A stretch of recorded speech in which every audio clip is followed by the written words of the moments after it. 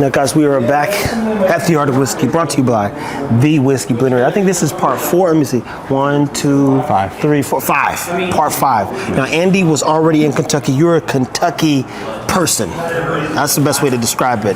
From Ohio, lives in Kentucky, knows everything about Kentucky. Colonel. There you go, Colonel Kentucky. The Colonel of Kentucky, specific to whiskey. Now that guy makes chicken. Yeah, but not the whiskey. You don't make whiskey chicken.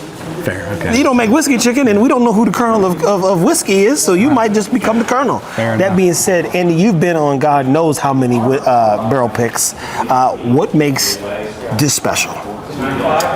Just the experience of the barrels. They've been aged for a very long time in the, that's arguably the best climate in the world to age whiskey here in central Kentucky. And why is that?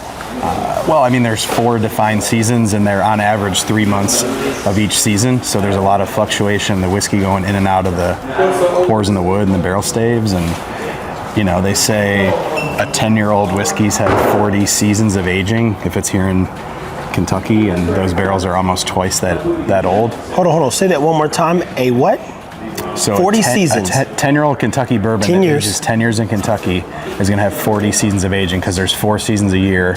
And what happens this time of year when the temperatures warm up here in Kentucky, and anywhere for that matter, the barrels will suck the whiskey into the staves. Yeah. And the barrels will swell, almost like putting a dry sponge on like a puddle. And then when it cools down in the fall, shrinks. Yeah, the holes and the pores in the wood are going to close up. It spits it back into the whiskey, and that happens in Kentucky more frequently at a more even interval than it does in any Texas. other state, or just Texas. It's the right place to do it, and also they have the best water for.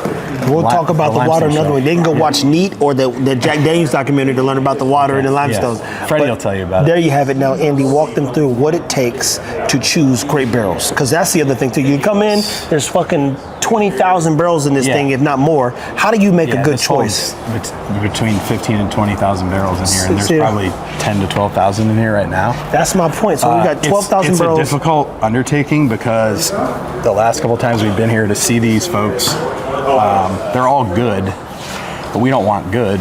We want exceptional to excellent to great.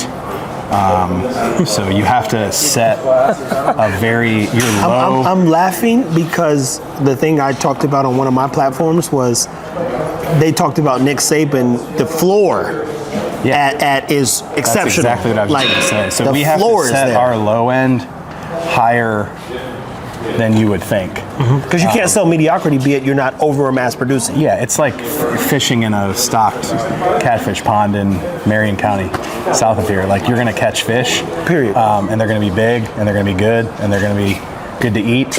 And it's the same way here. So we have to be very selective because we want the folks in Texas and our supporters to have the best of whatever we try. So we passed on way more barrels today than we're bringing back to Texas.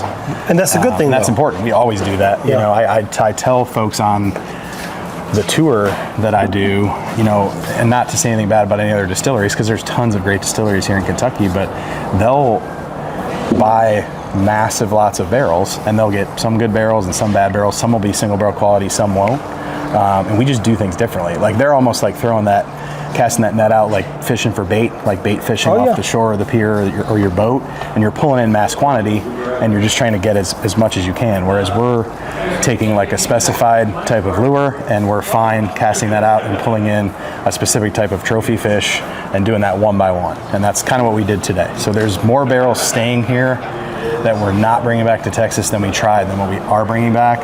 And those were good, and we feel like we got the ones that were standouts, that were exceptional for the flavor profiles that we enjoy and that we want to share with our supporters.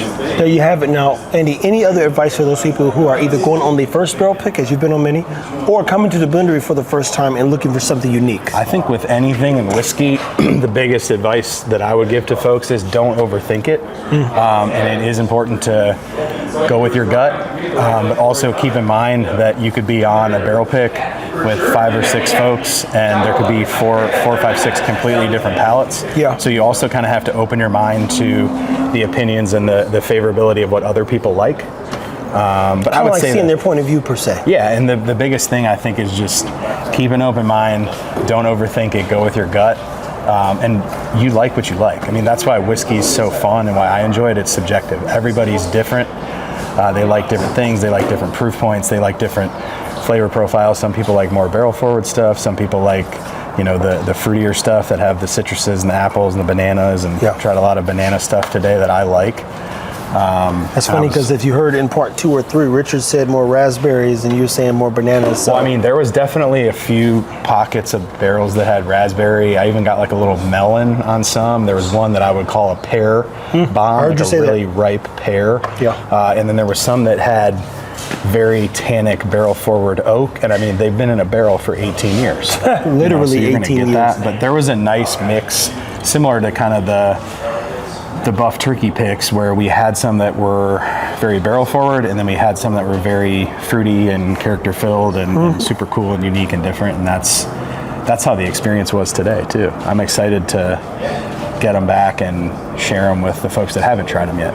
There you have it, people. As always, we appreciate everyone who's watched, learned, loved, and is living through this video, hoping they can get one of these bottles one day.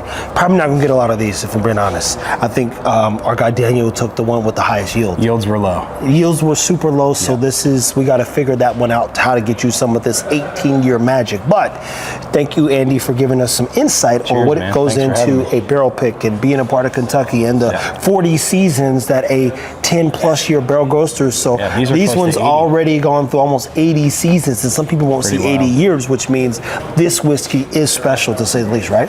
Absolutely. There you have it, guys. Keep it whiskey. Yeah, keep it whiskey, people. Thanks, my man.